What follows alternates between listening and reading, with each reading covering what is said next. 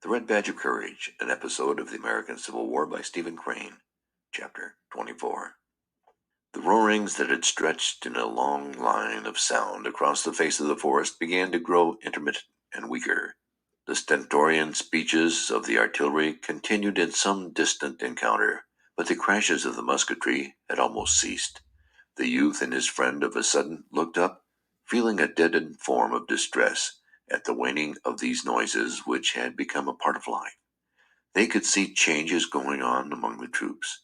There were marchings this way and that way, a battery wheeled leisurely.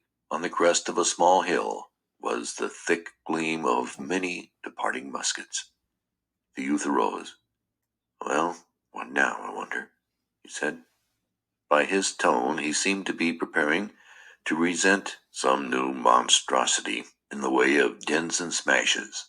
He shaded his eyes with his grimy hand and gazed over the field. His friend also arose and stared. "I bet we're going to get along out of this and back over the river," he said. "Well, I swum," said the youth. They waited, watching. Within a little while, the regiment received orders to retrace its way. The men got up, grunting from the grass, regretting the soft repose. They jerked their stiffened legs and stretched their arms over their heads. One man swore as he rubbed his eyes. They all groaned. "Oh, Lord." They had as many objections to this change as they would have had to a proposal for a new battle. They tramped slowly back over the field across which they had run in a mad scamper. The regiment marched until it had joined its fellows. The reformed brigade, in column, aimed through a wood at the road. Directly, they were in a mass of dust-covered troops, and were trudging along in the way parallel to the enemy's lines as those had been defined by the previous turmoil. They passed within view of a stolid white house, and saw in front of it groups of their comrades lying in wait behind a neat breastwork. A row of guns were booming at a distant enemy. Shells thrown in reply were raising clouds of dust and splinters. Horsemen dashed along the line of entrenchments.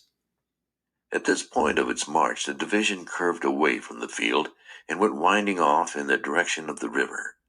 When the significance of this movement had impressed itself upon the youth, he turned his head and looked over his shoulder toward the trampled and debris-strewed ground. He breathed a breath of new satisfaction. He finally nudged his friend.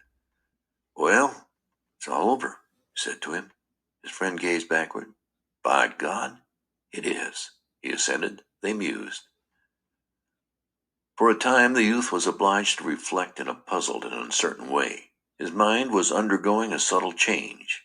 It took moments for it to cast off its battlefield ways and resume its accustomed course of thought. Gradually his brain emerged from the clogged clouds, and at last he was enabled to more closely comprehend himself and circumstance. He understood then that this experience of shot and countershot was in the past. He had dwelt in a land of strange, squalling upheavals, and had come forth. He had been where there was red of blood and black of passion, and he was escaped. His first thoughts were given to rejoicing at this fact. Later he began to study his deeds, his failures, and his achievements. Thus fresh from scenes where many of his usual machines of reflection had been idle, from where he had proceeded sheep-like, he struggled to marshal all his acts. At last they marched before him clearly. From this present viewpoint he was enabled to look upon them in spectacular fashion, and to criticize them with some correctness, for his new condition had already defeated certain sympathies. Regarding his procession of memory, he felt gleeful and unregretting, for in it his public deeds were paraded in great and shining prominence.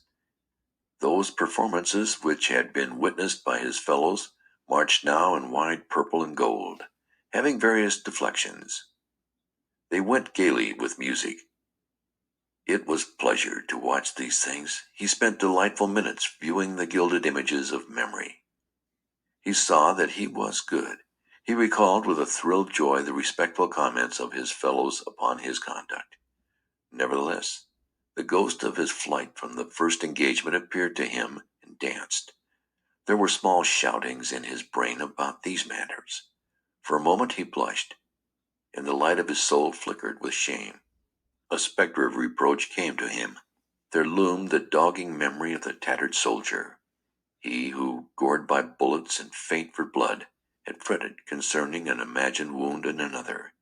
He who had loaned his last of strength and intellect for the tall soldier, he who, blind with weariness and pain, had been deserted in the field.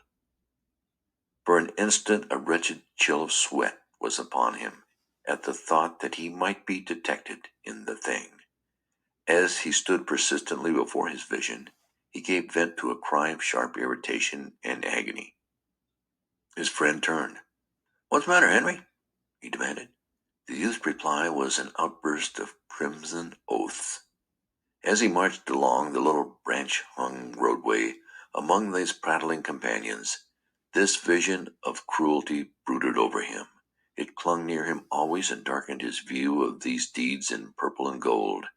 Whichever way his thoughts turned, they were followed by the somber phantom of the desertion in the fields. He looked stealthily at his companions, feeling sure that they must discern in his face evidences of this pursuit. But they were plodding in ragged array, discussing with quick tongues the accomplishments of the late battle. "Oh, if a man should come up and ask me, I'd say we got a dumb good licking. Lick in your eye. We ain't licked, sonny. We're going down here a ways, swinging around, and come in behind 'em." "Oh, hush with your coming in behind 'em. I seen all of that I wanna. Don't tell me about coming in behind."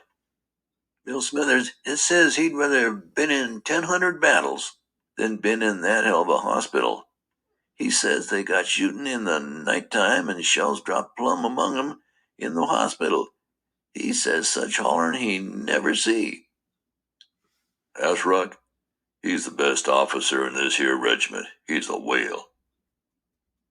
"Didn't I tell you we'd come around in behind him? Didn't I tell you so? Shut your mouth." For a time this pursuing recollection of the tattered man took all elation from the youth's veins. He saw his vivid error, and he was afraid that it would stand before him all his life. He took no share in the chatter of his comrades, nor did he look at them or know them, save when he felt sudden suspicion that they were seeing his thoughts and scrutinizing each detail of the scene with the tattered soldier. Yet gradually he mustered force to put the sin at a distance, and at last his eyes seemed to open to some new ways. He found that he could look back upon the brass and bombast of his earlier gospels and see them truly. He was gleeful when he discovered that he now despised them. With this conviction came a store of assurance. He felt a quiet manhood, non-assertive but of sturdy and strong blood. He knew that he would no more quail before his guides wherever they should point. He had been to touch the great death, and found that after all, it was but the great death. He was a man. So it came to pass that as he trudged from the place of blood and wrath, his soul changed. He came from hot plowshares to prospects of clovered tranquility. And it was as if hot plowshares were not. Scars faded as flowers. It rained. The procession of weary soldiers became a bedraggled train, despondent and muttering, marching with churning effort in a trough of liquid brown and mud under a low, wretched sky. Yet the youth smiled, for he saw that the world was a world for him. Though many discovered it to be made of oaths and walking sticks, he had rid himself of the red sickness of battle. The sultry nightmare was in the past. He had been an animal, blistered and sweating in the heat and pain of war. He turned now with a lover's thirst to images of tranquil skies, fresh meadows, cool brooks, an existence of soft and eternal peace. Over the river a golden ray of sun came through the hosts of leaden rain clouds. The end. End of The Red Badge of Courage, an episode of the American Civil War by Stephen Crane. Recording by Mike Vendetti, Canyon City, Colorado. MikeVendetti.com.